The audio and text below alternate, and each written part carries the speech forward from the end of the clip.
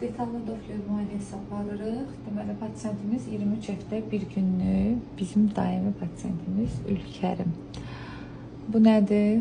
Doppler göstəricilərimizdir. 11 klartiyada göbəkcəsində, hansı ki, uşaq göbəkcəsi vasitəsilə plasentadan qidalanır. Bu damarda bir problem, bir sıxıntı yoxdur. Göstəricilərimiz də tam normaldır. Burada beyin strukturlarında baxmışıq. Orada da hər şey normal idi.